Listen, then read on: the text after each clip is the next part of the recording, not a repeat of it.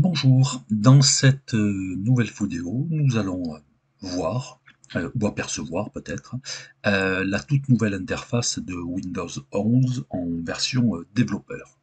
Donc voilà, elle est installée ici donc sur une machine virtuelle, VirtualBox, et donc voilà, je l'ai installée, une installation somme toute classique, pratiquement avec peu de choses près, telles que Windows 10.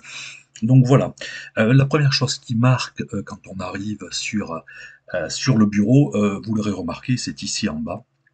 Évidemment, nous avons le nouveau menu démarrer qui est appelé ici écran de démarrage et qui est centré. Et qui est centré, alors écoutez, ça fera beaucoup de débats sûrement, mais pour couper court, il suffit de faire un clic droit sur la barre de tâches, un paramètre de la barre de tâches, et ici, vous pourrez, hop là, comme vous le voyez, redéplacer cette barre à gauche euh, telle que vous le connaissez sur Windows 10. Donc voilà, des baclos, barre centrale, barre à gauche, voilà. Pour la démo, je vais recentrer cette barre. Donc voilà. La première chose, donc, nous avons ici donc le menu démarrer, qui s'appelle écran de démarrage maintenant, et qui est divisé en trois parties. Il y a ici en haut donc les applications épinglées, ici les recommandations, et ici votre compte, et juste ici le démarrage ou le redémarrage de l'application.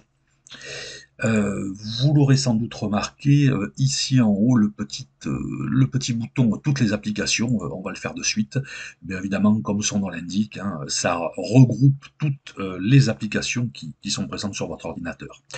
Petite astuce, en cliquant pardon, ici sur les lettres, eh bien, vous avez ici un ordre alphabétique et on peut faire une recherche à ce moment-là par ordre alphabétique. Voilà, rien de bien transcendant, mais voilà, on fait un retour. Les recommandations sont faites tout simplement par rapport aux dernières applications ouvertes, mais vous pouvez le changer, le supprimer. Je fais un clic droit et je fais supprimer de la liste par exemple. Donc il y a rien de vraiment particulier par rapport à ça.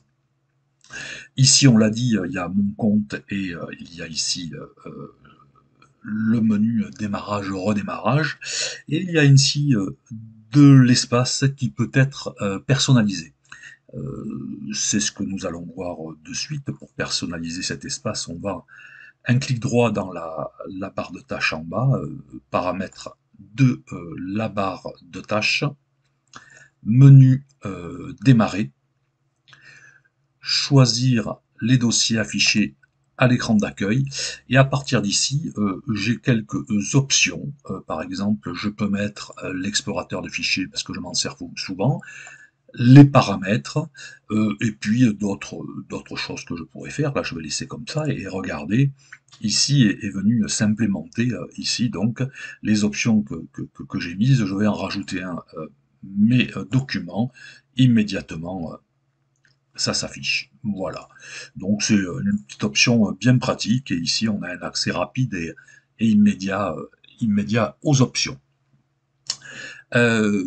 Concernant les fenêtres, puisque je suis sur les fenêtres, il y a une nouveauté notable maintenant sur la version de Windows 11, c'est la possibilité, voilà, je glisse ma souris ici, et maintenant je peux réorganiser mon bureau et mes fenêtres comme je le veux.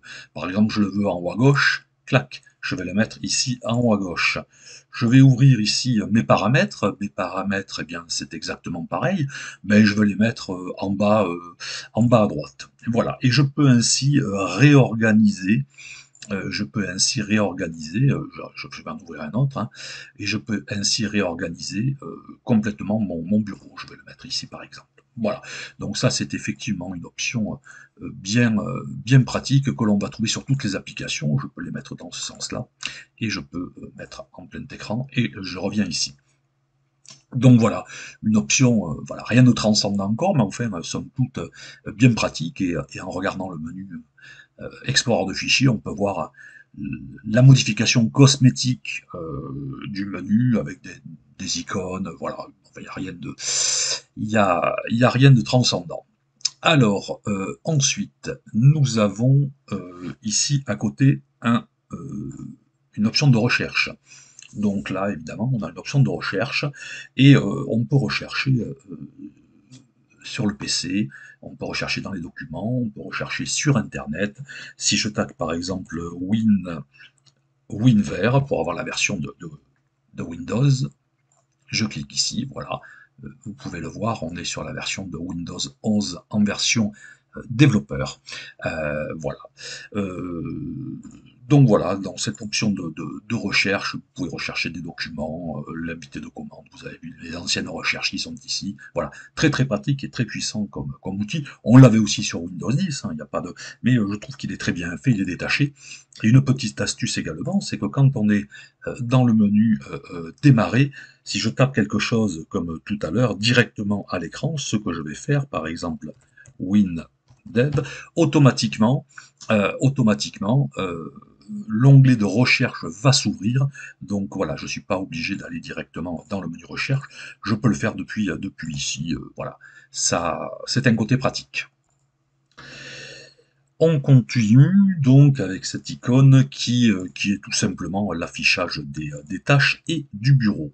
Donc je peux ouvrir par exemple l'explorateur, je vais ouvrir par exemple les paramètres, et ici je vais avoir, comme vous le voyez, on l'avait aussi sur Windows 10, donc on va avoir tout simplement le gestionnaire de tâches ouvertes. Je peux passer d'une tâche à l'autre, et je peux fermer également mes tâches. Voilà. La deuxième fonction, c'est au niveau du bureau. Donc là, je suis sur le bureau 1, je peux créer ici un deuxième bureau et que je peux personnaliser. Voilà, par exemple, ici, je vais aller le personnaliser, puis je vais lui mettre ce fond d'écran, par exemple. Donc voilà, je reviens ici et je peux avoir le bureau 1 et le bureau 2 qui sont différents, un pour le travail, un pour les enfants, pour les invités, pour le perso. Donc voilà, on a maintenant on a deux bureaux distincts. Pour l'effacer, voilà, il suffit que hop, je reviens à mon bureau principal. Voilà.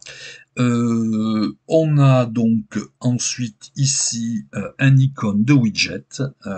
Donc voilà, écoutez, ça vaut ce que ça vaut. Un icône de widget, il y a pas mal de choses que l'on peut personnaliser, hein, que l'on peut ici personnaliser. Voilà, il faut être connecté obligatoirement à un compte et on peut ici gérer ses centres d'intérêt. Donc voilà, écoutez, voilà, on clique et on a accès directement à ces widgets d'infos, de comment, de météo, etc. Donc, je le répète, on peut personnaliser.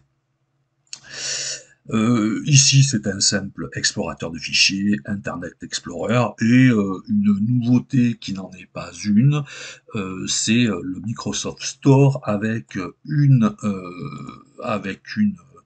comment dire, différence, on va dire notable, c'est que maintenant on peut afficher et on peut télécharger des applications mobiles telles que WhatsApp, telles que Facebook, telles que Instagram, voilà. On peut télécharger les versions mobiles, donc il va y avoir une véritable intégration euh, de votre mobile avec le téléphone, où on pourra effectivement avoir, et pas que sur Samsung, puisqu'avant, avec mon téléphone sur Windows 10, c'était réservé au téléphone Samsung. Aujourd'hui, sur Windows 11, ce sera vrai avec tous les téléphones Android. Donc voilà, je suis en train d'installer Instagram, donc là, on est bien d'accord, hein, c'est la version mobile, c'est la version APK et c'est la version Android. Donc voilà. À voir effectivement comment marcheront toutes ces applications. Là, on est sur une version développeur, donc voilà. Moi, j'ai pas eu de bug. Je bidouille dessus depuis quelques jours et effectivement, j'ai pas eu trop de bugs. J'ai fait quelques installations logicielles. Voilà, à voir dans le temps. Donc pour conclure cette rapide présentation de Windows 11, que moi personnellement j'aime bien, au moins du côté esthétique, hein. On ne peut pas encore se prononcer sur le cœur du système. On n'a pas testé. Mais voilà, moi j'aime bien. Voilà. Maintenant, est-ce qu'il fallait l'appeler Windows 11? J'en suis pas certain. C'est pour moi plus une mise à jour majeure de Windows 10, donc peut-être la Windows 10.1, d'autant que Microsoft avait annoncé lors de la sortie de Windows 10 que ce serait la dernière version de Windows. Voilà. Donc on se retrouve aujourd'hui avec, ils ont changé d'avis, hein, a priori, hein, donc on se retrouve avec cette nouvelle version de Windows 11 qui devrait être sortir pour le grand public vers la fin de l'année. Certaines parlent entre novembre, décembre. Donc voilà.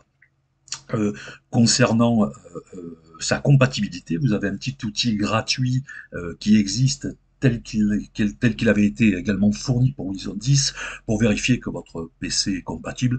Il faut dire qu'à part les très vieux PC, ou pratiquement tous seront compatibles. Mais il y a un petit outil qui permet de checker la configuration minimale.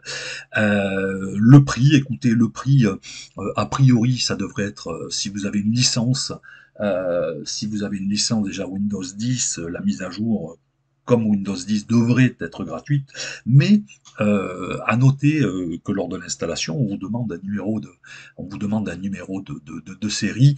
Donc, est-ce que sur des machines neuves ou des machines nues, il y aura quand même une licence à acheter ou pas? Écoutez, ça on verra. Voilà, eh bien écoutez, c'est terminé pour moi et je vous dis à très bientôt sur la chaîne.